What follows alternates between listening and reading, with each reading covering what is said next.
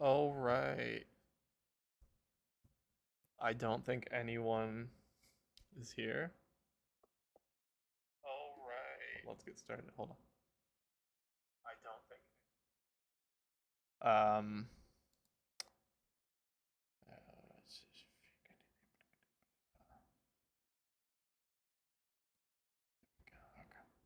All right. So, not only did I get interrupted yesterday, but I hit the mute on my microphone. And so a big section was not recorded. So, we're going to try again, and hopefully that doesn't happen.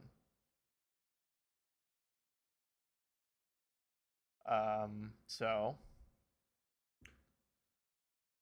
again, like I said the last time, if you want to talk about any stuff you do for training, exercise, tactical or physical, strategic or whatever, drop a comment. Let's talk about it. I want to hear what you guys do. All right, so this is what didn't get captured is so weight training. You're gonna want to do it. It's not gonna be the main thing you're gonna want to do.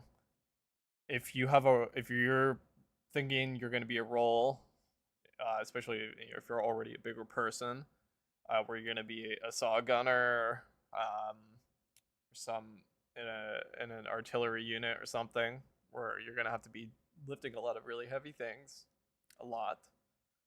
Weight training is definitely gonna be beneficial. I've seen like saw gunners doing interesting exercises where they run on a treadmill and I forget what type of weight they were using, but running with the weight and then holding it up like they're shooting with it, and just a really heavy weight, just doing that a bunch while they're running really fast on the treadmill. So something like that, really good, and just general weight training.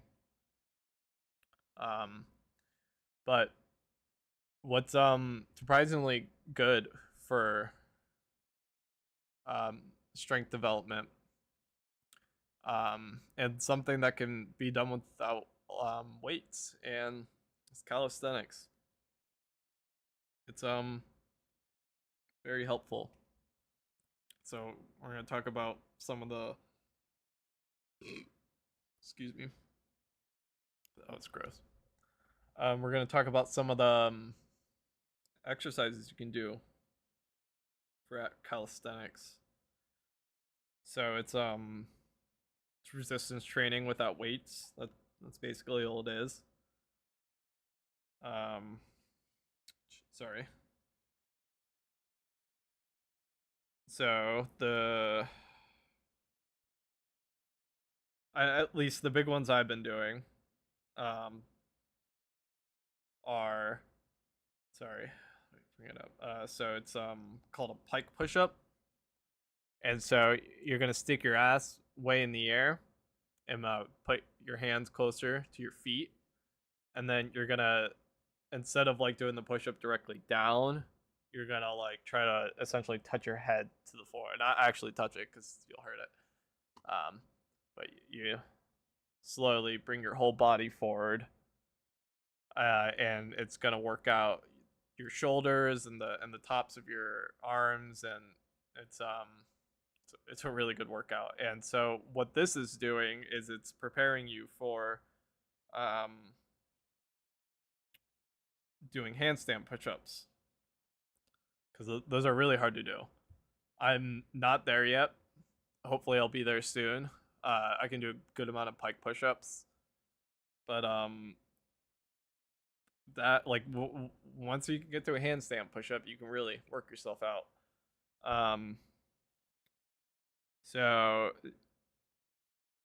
pull-ups are good if you don't have a pull-up bar. Well, first, you know, you can go to a park, go to the monkey bars. A lot of running trails in the U.S. have the They have like pull-up bars and other bars you can use for calisthenics. Great public resource.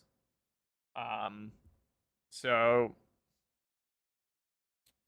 oh, sorry. So if you don't have a pull-up bar and you don't have a lot of time to go do that, you can take a table that's really sturdy and you can hang underneath it, and unless you have like a really like kind of narrow area, you're gonna have to do like a reverse pull up with your hands facing out, and you just hang and put your feet all the way under the table, so you're getting as much resistance as you can, and you do pull up.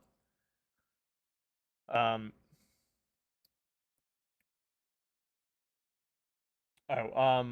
Doing dips with the double bars. Dip down, or you hang on the bars, you know, curl your feet up, dip down, like you're doing a little kind of push up almost. Um, so a good you're using a dumbbell for this, but this is still good training for other calisthenics workouts and for soldiering. It's a good for lifting things up. So you're gonna take a dumbbell and try to get as heavy as you can, and you take a couch or like a low chair, and you put one knee on the couch or chair, and the other hand, and try to keep it flat so you don't strain your hand because you're gonna end up putting a lot of weight on it. You're gonna put it in front of your knee, on the couch or chair, and you hang the dumbbell next to the couch or chair, and you lift it up and try to do like 10 of those, depending on your weight. You want to try to do less weight and more reps, not like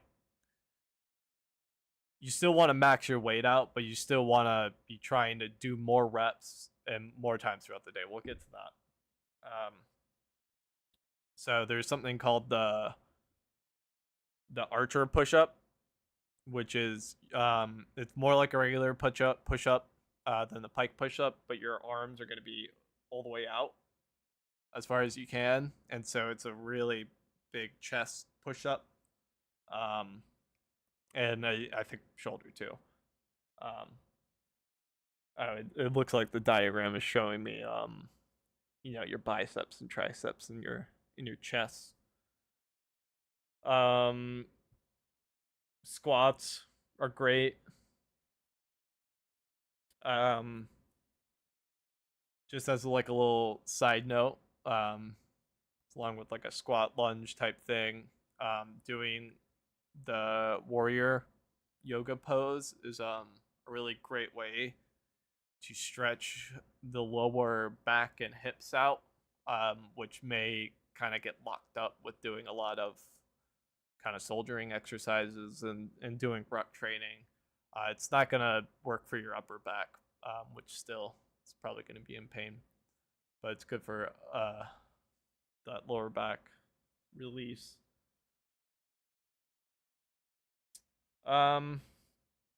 So we can move on from talking about calisthenics, but what you're gonna want to do is also exercise with your equipment on, and it's gonna get you a lot more used to the equipment, but it's also gonna get you used to that specific feeling and the specific tiredness related to exercising with your equipment on. And on top of that, you're going to want to move through dynamic spaces while you're doing this. And if you've never had kind of like a full kit on before, it's extremely disorienting, especially if you add in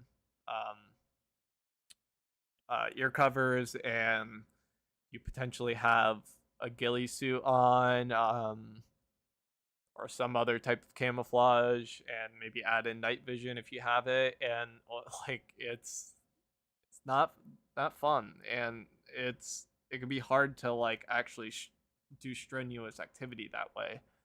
So it's something you're gonna have to get used to.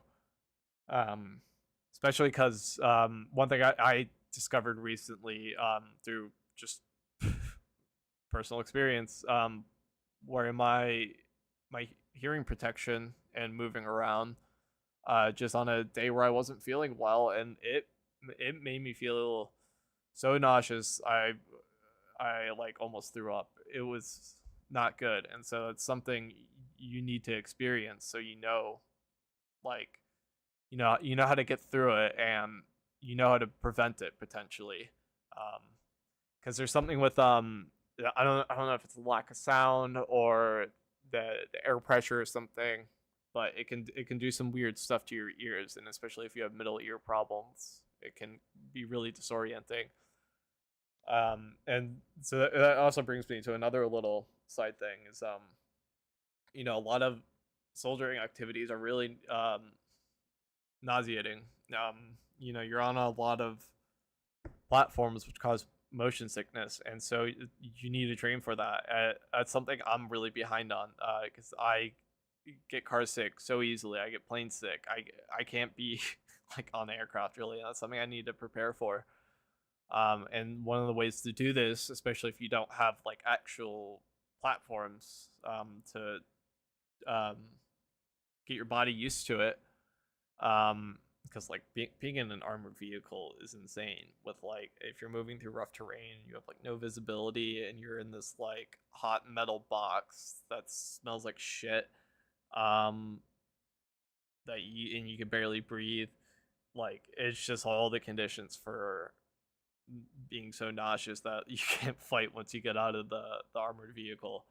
Um, so to train for this is when if you go on walks and if you like do light jogging, during your rec training, you walk straight ahead or just on whatever path you're on, and you look directly to the side, and then you keep walking forward on the path.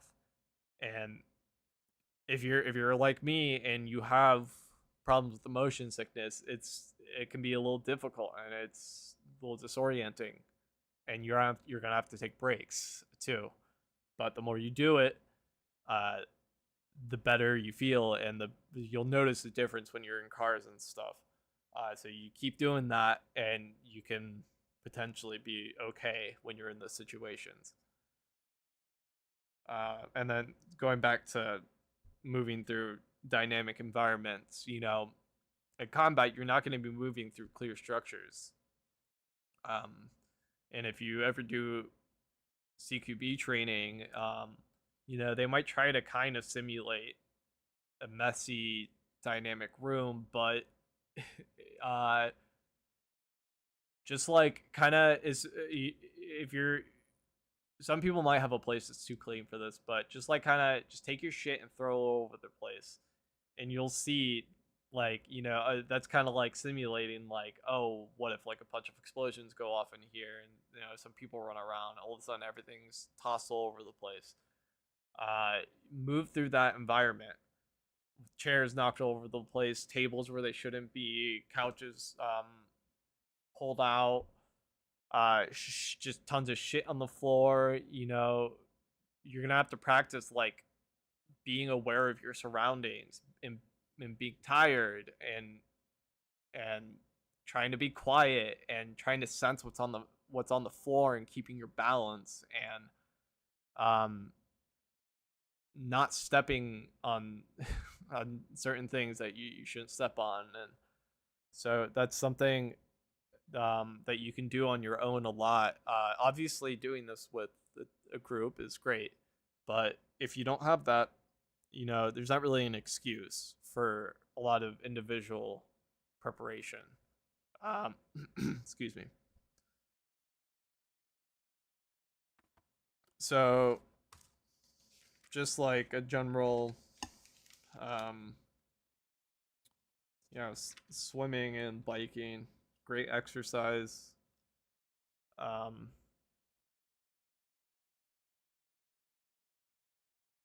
especially for preserving your joints and getting a lot of exercise.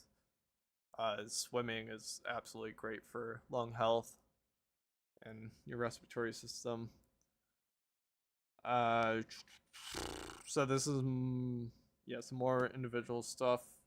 Practice being bored and tired.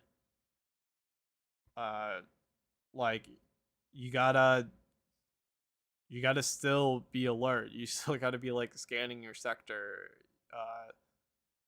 You still need to be able to like recall SOP and be able to do it. Um, so there's that. And then when you're doing all this stuff that I've been talking about for the past couple minutes, with your exercise, with your equipment, and tiring yourself out, when you have a rifle and your pistol too, after you get tired, dry fire, or if you have access to a range where you can do this on, shoot and like feel, especially shoot, because you have that recoil, that force. You'll feel how hard it is when you're tired, and especially if you're a long distance shooter. Get those arms tired, get that heart rate up, and then practice keeping your shot steady and doing it fast.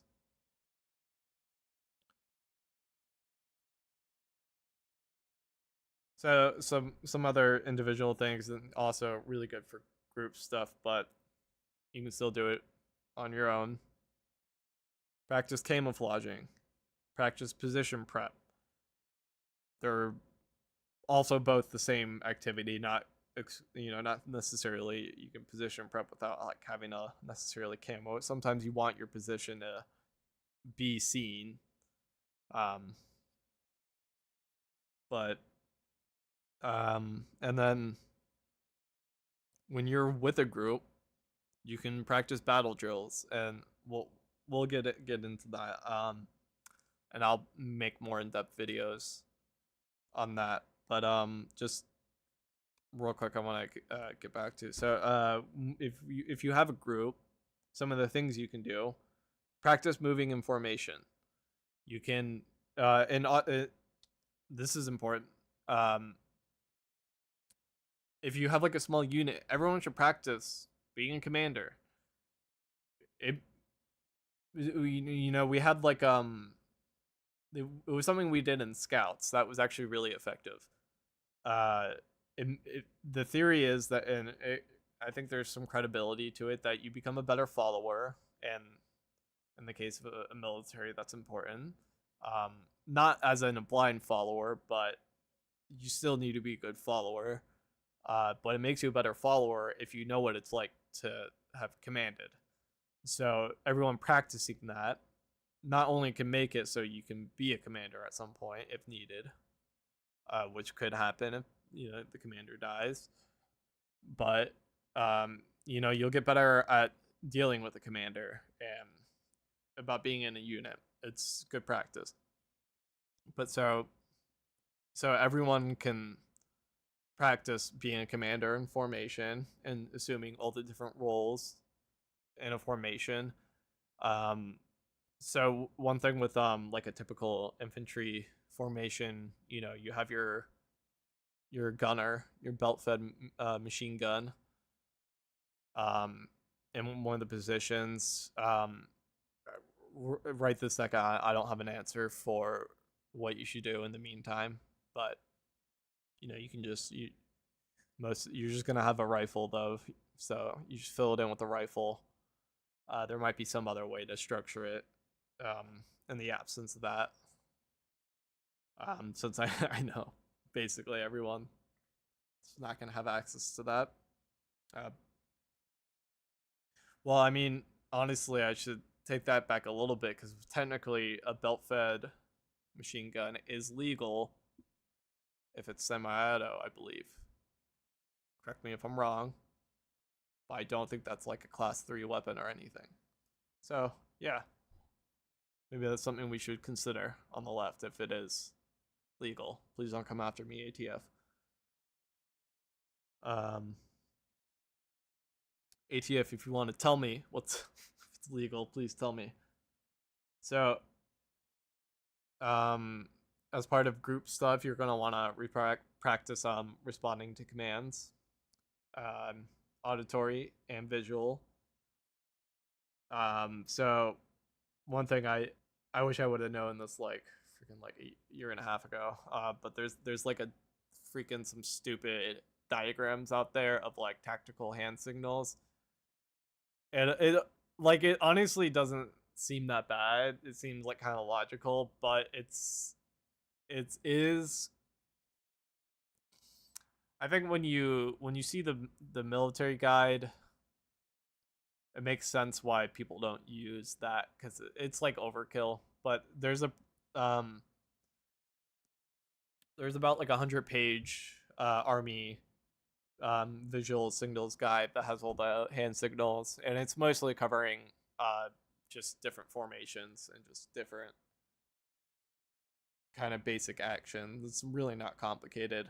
A lot of it's pretty self-explanatory, and it covers dismounted and mounted formations because they're different and the commands are different.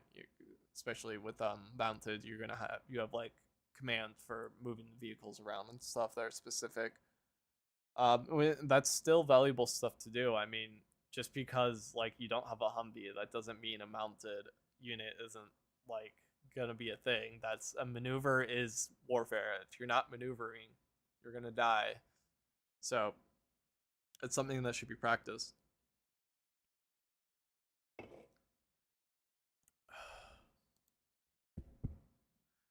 So, um,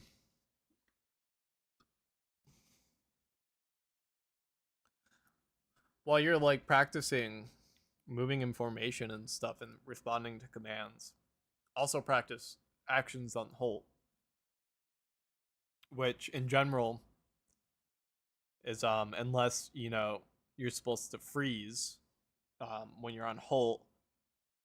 Usually you're going to be in a certain type of area when you're officially on halt, and you're gonna assume different. You're gonna fan out and assume the perimeter and a different field to fire, and watch your sectors. That's generally what you do, and you're gonna do what's it's called stop, look, listen, smell, SLLS. And you're gonna do that a lot.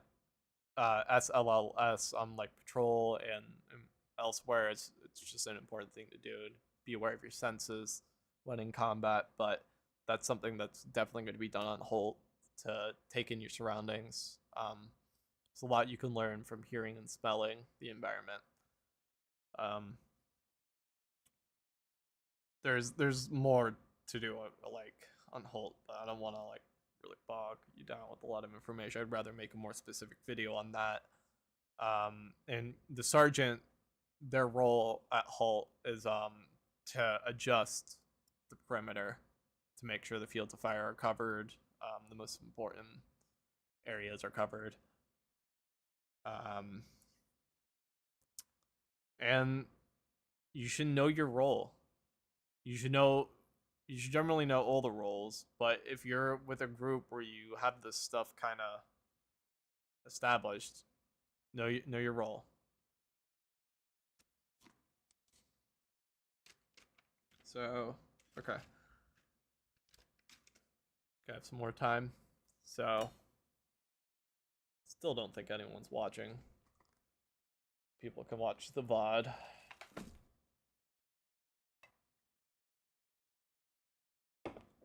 Okay. Okay.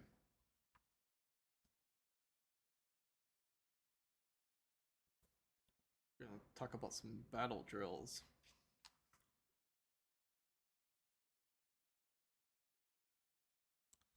So, in the official U.S. Army Small Unit Tactics Handbook, ATP 321.8,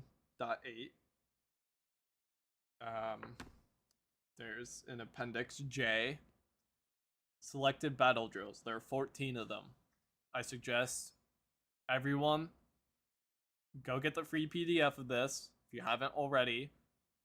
And it's pretty fucking thick, so you don't have to like stress yourself out about reading the whole thing like you're gonna be quizzed on it tomorrow. But you should get familiar with it. Give it a good skim, and you should definitely know. You should practice these battle drills. You don't have to like memorize them. I mean, you're gonna memorize the procedure once you do them, but you memorize that by doing it, because you have to practice it. Any unit you're with, you can't just ad hoc a unit and um, think you can do this stuff without being able to like practice it first. Even experienced soldiers, all when they come together in a new unit, they need to be doing this. Um, I'm just gonna read like one or two. They're a little long. So, Battle Drill 1 is react to direct fire contact. So, conditions.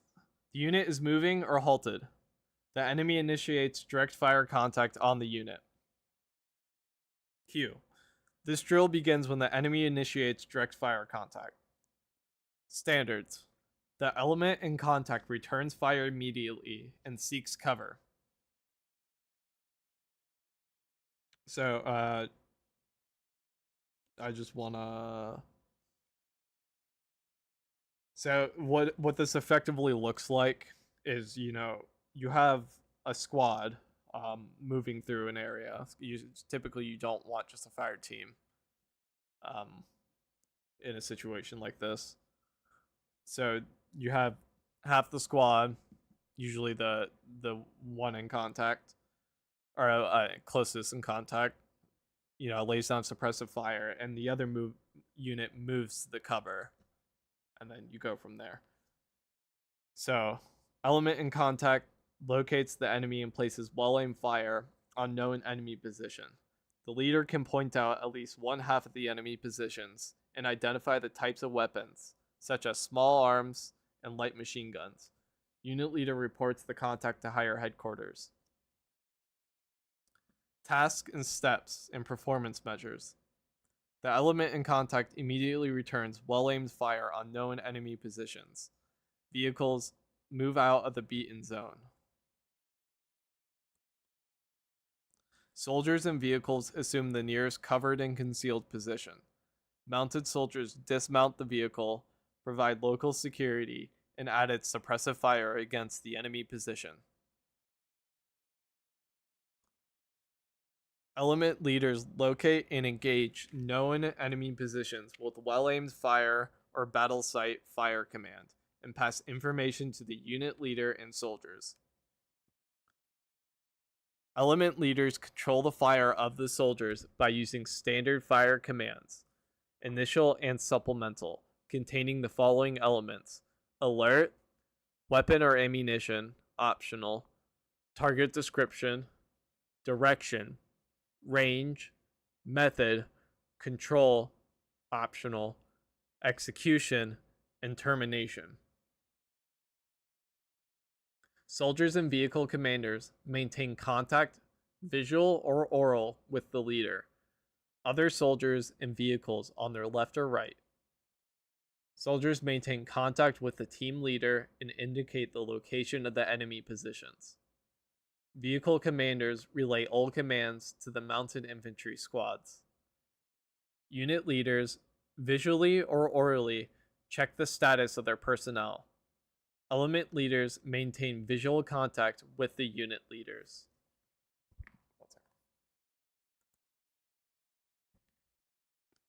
The unit leader moves up to the element in contact and links up with its leader. The unit leader brings the radio telephone operator forward, the forward observer, element leader of the nearest element, one crew served weapon team, machine gun team if available. Element leaders of the elements not in contact move to the front of their element. The platoon sergeant moves forward with the remaining crew serves weapons and links up with the unit leader and assumes control of the support element. The unit leader determines whether or not the unit must move out of the engagement area. The unit leader determines whether or not the unit can gain and maintain suppressive fires with the element already in contact, based on the volume and accuracy of the enemy fires against the element in contact. The unit leader makes an assessment of the situation, identifies the location of the enemy position and obstacles, the size of the enemy force engaging the unit in contact, the number of enemy automatic weapons, the presence of any vehicles, and the employment of indirect fires are indicators of enemy strength. Vulnerable flanks, covered and concealed flanking routes to the enemy positions. The unit leader decides whether to conduct an assault, bypass if authorized by the company commander. Sorry, let me read that a little more clearly. The unit leader decides whether to conduct an assault, bypass if authorized by the company commander, or break contact. The unit leader reports the situation to higher headquarters and begins to maneuver the unit. Alright. So as you can see, there's a lot there. There's 14 steps. With a lot of moving parts to it. So this is why this stuff is important to do. And just because you've done it before with your unit, you could have you're gonna have new people in the unit. If you're in combat, it's just reality. People might not necessarily be dying, but they're gonna get wounded, and you're gonna need replacements. So, but even with unit cohesion, units for each situation generally rehearse. Almost every mission is rehearsed in some way. Obviously, hasty missions are not, but very specific, complicated plans, complicated assaults and maneuvers are rehearsed beforehand. Similar terrain is found in the rear in permissive territory, and they rehearse them. That is a standard in military doctrine. So, yep, that's all I got for tonight. As always, go fuck yourself. Yeah. Fuck Trump. Fuck the Democrats. Fuck the Republicans. Fuck soldiers. US soldiers. Good night, everyone.